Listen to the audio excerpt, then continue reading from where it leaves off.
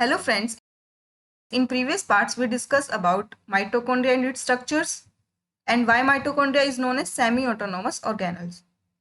We also discussed about what is the difference between mitochondrial DNA and nuclear DNA. Today in this video we will discuss about biogenesis or origin of mitochondria and functions of mitochondria. So let's start our first topic, that is biogenesis of mitochondria. Biogenesis का मतलब होता है origin. तो origin of mitochondria, जो mitochondria होता है उसका life span होता है अबाउट 5 to 10 डेज का। सिर्फ 5 to 10 डेज तक ही रह सकता है, उसके बाद इसको नया माइटोकॉन्ड्रिया बनाना पड़ता है, right. There are many views regarding the biogenesis of mitochondria, but we will talk about only main 4 views, right? So first views is de novo synthesis. de novo मतलब होता है कि बिल्कुल नया। जब माइटोकॉन्ड्रिया की सिंथेसिस बिल्कुल नए तरीके से होती है, मतलब वो किसी प्री एग्जिस्टिंग माइटोकॉन्ड्रिया से या प्री एग्जिस्टिंग बॉडी से नहीं बनता, तो उसे हम बोलते हैं डी नोवो सिंथेसिस। इसके अंदर जो माइटोकॉन्ड्रिया ओरिजिनेट होता है वो एक simple and double layered structure से ओरिजिनेट होता है, राइट। डबल वॉल्ड स्ट्रक्चर होती है, उसे हम कहते हैं promitochondria. With time it developed cristae and later on it also developed F0 and F1 particles and convert into mature mitochondria, right? So इसके अंदर जो ओरिजिनेट होता है वो माइटोकॉन्ड्रिया किससे होता है? एक प्रो माइटोकॉन्ड्रिया स्ट्रक्चर से होता है, जो कि वेरी सिंपल होती है और डबल लेयर्ड होती है, जिसके अंदर ना ही तो क्रिस्टे पाए जाते हैं और ना ही F0 F1 पार्टिकल पाए जाते हैं। So it is very simple body. जो सेकेंड वो व्यू है उसके अकॉर्डिंगली जो माइटोकॉन्ड्रिया ओरिजिनेट होता है वो प्री एग्जिस्टिंग माइटोकॉन्ड्रिया से ओरिजिनेट होता है। प्री एग्जिस्टिंग से कैसे होता है? Bye growth and division. Growth मतलब जो पहले प्री एग्जिस्टिंग माइटोकॉन्ड्रिया होता है वो अपना साइज इंक्रीज करता है, अपनी लेंथ इंक्रीज करता है एंड उसके अंदर कुछ कॉन्स्ट्रिक्शन लाइक स्ट्रक्चर बन जाती है, मतलब कुछ कॉन्स्ट्रिक्शन सी बन जाती है, राइट, दोनों तरफ से। And then it goes deeper, this construction goes deeper and ultimately it changes into 2 mitochondria. So एक माइटोकॉन्ड्रिया है वही ग्रोथ करके एंड डिवीजन करके क्या बनाता है? 2 माइटोकॉन्ड्रिया बनाता है, राइट। थर्ड व्यू है बाय बडिंग। इसके अंदर जो माइटोकॉन्ड्रिया होता है वो भी एक प्री एग्जिस्टिंग माइटोकॉन्ड्रिया से ही बनता है, लेकिन जो माइटोकॉन्ड्रिया कैसे बनता है उस प्री एग्जिस्टिंग माइटोकॉन्ड्रिया से? By budding. इसके अंदर क्या होता है? जो पुराना माइटोकॉन्ड्रिया होता है that is pre existing mitochondria, वो एक बर्ड लाइक स्ट्रक्चर बनाता है, बहुत सिंपल बर्ड लाइक स्ट्रक्चर बनाता है ये। It is double layer and short in size, बहुत स्मॉल होती है साइज के अंदर ये। जो फिर ये जो बर्ड लाइक स्ट्रक्चर होती है जो पहले प्री एग्जिस्टिंग माइटोकॉन्ड्रिया के साथ ही अटैच थी, ये पिंच ऑफ कर जाती है, मतलब अलग हो जाती है इस पुराने वाले माइटोकॉन्ड्रिया से and it developed into mature mitochondria, right. Next theory है वो ये कहती है कि जो माइटोकॉन्ड्रिया ओरिजिनेट हुए हैं वो एक प्रोकैरियोटिक ऑर्गेनिज्म से ओरिजिनेट हुए हैं। जो माइटोकॉन्ड्रिया ओरिजिनेट हुए हैं वो एक प्रोकैरियोटिक माइटोकॉन्ड्रिया से ओरिजिनेट हुए हैं, मतलब माइटोकॉन्ड्रिया के अंदर और प्रोकैरियोटिक ऑर्गेनिजम्स के अंदर बहुत सारी सिमिलरिटीज पाई जाती है। जैसे कि फर्स्ट है, दोनों के पास ही डीएनए प्रेजेंट होता है जो कि सर्कुलर नेचर का होता है और उसके पास हिस्टोन प्रोटीन्स एब्सेंट होते हैं, राइट। प्रोकैरियोटिक जो माइटोकॉन्ड्रिया प्रोकैरियोटिक डीएनए होता है उसके अंदर भी डीएनए जो होता है वो सर्कुलर होता है और उसके अंदर हिस्टोन प्रोटीन एब्सेंट होते हैं, और माइटोकॉन्ड्रिया के अंदर भी circular and histone proteins are absent in the DNA. दूसरी जो बात है वो पाए जाते हैं 70S टाइप ऑफ राइबोसोम। दोनों के ही ग्राउंड सब्सटेंस के अंदर 70S टाइप ऑफ राइबोसोम्स पाए जाते हैं, right.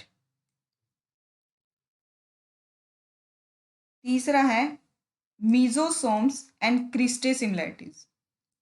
Mesosome and cristae similarities. जो बैक्टीरिया होते हैं, प्रोकैरियोटिक ऑर्गेनिजम्स होते हैं, उसके अंदर एक मेम्ब्रेन एक्सटेंशन पाई जाती है जिसको हम कहते हैं मीजोसोम। ये मेम्ब्रेन इन्वेजिनेशन होती है जो कि रेस्पिरेशन में इन्वॉल्व होती है, राइट। और जो माइटोकॉन्ड्रिया के अंदर इनफोल्डिंग पाई जाती है इनर मेम्ब्रेन की, दैट इज क्रिस्टा, वो भी रेस्पिरेशन के अंदर इन्वॉल्व होते हैं। So these are the similarities which suggest that mitochondria is originate from a prokaryotic organism. Bacteria के अंदर इतनी सारी सिमिलरिटी होने की वजह से एक थ्योरी दी गई जिसको हम कहते हैं सिम्बायोटिक थ्योरी है, that is prokaryotic origin of mitochondria. इसके अकॉर्डिंगली जो लार्ज साइज्ड एनारोबिक सेल्स थे, कुछ लार्ज साइज्ड एनारोबिक सेल्स मतलब जो रेस्पिरेशन ऑक्सीजन की एब्सेंट में करते हैं, large size anaerobic cell organisms invaded small sized aerobic prokaryotic organisms, right. जो लार्ज साइज ऑर्गेनिजम्स थे उन्होंने स्मॉल साइज्ड एरोबिक बैक्टीरिया को इन्वेड कर लिया, मतलब अपने अंदर ले लिया। उन्होंने इसको किसी तरह खा लिया या कुछ ऐसे रीजंस हो गए जिसकी वजह से small sized aerobic prokaryotic bacteria वो लार्ज साइज्ड ऑर्गेनिजम्स के अंदर चले गए, राइट। ऑर्गेनिज्म जो लार्ज साइज्ड ऑर्गेनिज्म है और स्मॉल साइज्ड ऑर्गेनिज्म है दोनों सिम्बायोटिक एसोसिएशन में रहने लगे। सिम्बायोटिक मतलब दोनों को ही एक दूसरे के होने से कुछ कुछ कुछ फायदा हो रहा था। जैसे कि जो लार्ज साइज ऑर्गेनिजम्स थे वो इसको रॉ मटेरियल और स्पेस प्रोवाइड कर रहे थे फॉर लिविंग, राइट। उन्हें रहने के लिए और खाने के लिए रॉ मटेरियल प्रोवाइड करते थे। और जो लार्ज साइज्ड ऑर्गेनिजम्स होते थे वो रेस्पिरेशन के थ्रू इनको फूड प्रोवाइड करते थे, रेस्पिरेटरी फूड प्रोवाइड करते थे, रेस्पिरेशन करते थे और उनको अच्छा फूड प्रोवाइड किया जाता था। सो इन दोनों को एक दूसरे से फायदा हो रहा था और एक सिम्बायोसिक रिलेशन में रह रहे थे ये, यानी इसको न्यूट्रिशन प्रोवाइड कर रहे थे, राइट।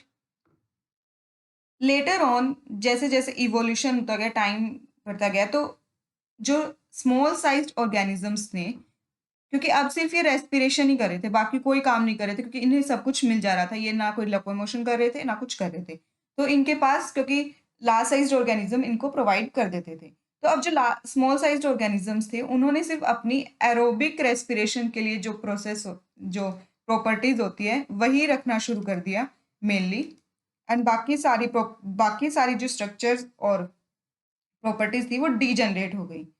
सो इस तरह से एक जो लार्ज साइज्ड ऑर्गेनिज्म है वो एक आप कहलाते हैं यूकैरियोटिक ऑर्गेनिजम्स, और जो ये स्मॉल साइज्ड ऑर्गेनिज्म है वो अब कहलाते हैं माइटोकॉन्ड्रिया। इस तरह से एक लार्ज साइज्ड यानी यूकैरियोटिक ऑर्गेनिज्म के अंदर माइटोकॉन्ड्रिया का ओरिजिन हो गया, राइट।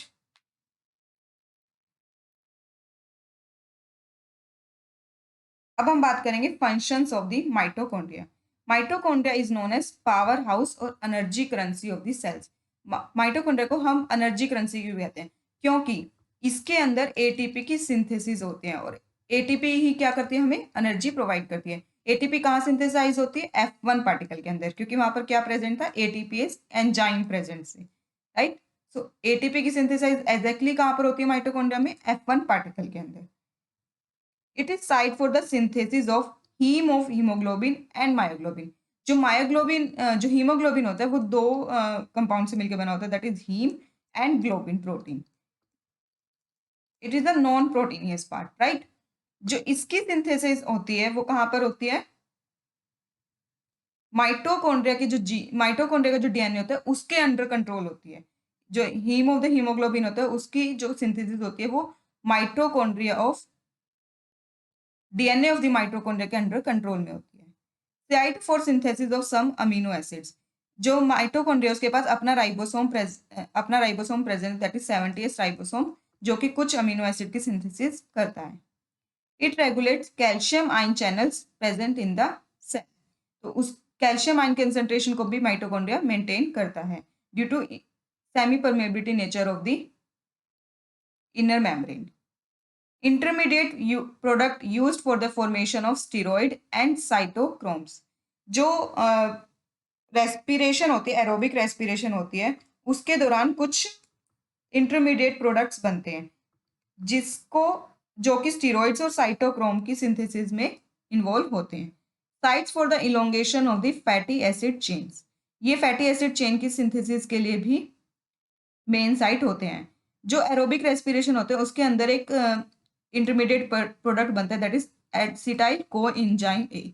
वही जो सब्सटेंस होता है फैटी एसिड सिंथेसिस चेन की इलोंगेशन में इन्वॉल्व होता है. This regulated vitellogenesis in oogenesis. Vitellogenesis होता है यॉक फॉर्मेशन. जो एग होता है ना उसके अंदर जो येलो येलो पोर्शन होता है उसको हम बोलते हैं यॉक, और यॉक फॉर्मेशन की प्रोसेस को बोलते हैं वाइटेलोजेनेसिस. एंड oogenesis मतलब एग फॉर्मेशन. तो यानी अंडे के अंदर जब यॉक बनता है तो उसे हम बोलते हैं वाइटेलोजेनेसिस इन oogenesis, राइट. तो उस प्रोसेस को भी माइटोकॉन्ड्रिया रेगुलेट करते हैं क्योंकि जो वाइटेलोजेनेसिस प्रोसेस होती है उसके लिए बहुत ज्यादा एनर्जी की जरूरत होती है, और एनर्जी कहाँ से मिलती है? एटीपी से. और एटीपी सिंथेसिस कहाँ होती है? माइटोकॉन्ड्रिया के अंदर. So mitochondria are involve in vitellogenesis. During spermiogenesis, spermiogenesis होता है the process of sperm formation. Sperm formation की प्रोसेस को कहते हैं स्पर्मियोजेनेसिस. माइटोकॉन्ड्रिया और sperm form a mitochondrial spiral called Nebenkein, which form middle piece of the cells. जो sperm होते हैं उसके 3 पार्ट्स होते हैं, head, middle piece and tail, right. Middle piece के अंदर माइटोकॉन्ड्रिया एक मॉडिफिकेशन में पाया जाता है जिसको हम कहते हैं Nebenkern. It is a spiral form of the mitochondria. Spiral form of mitochondria. और ये एनर्जी प्रोवाइड करते हैं स्पर्म की मूवमेंट के लिए, राइट.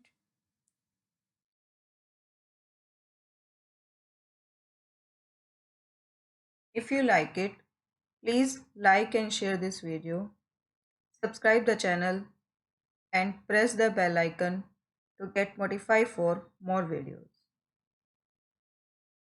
Thank you.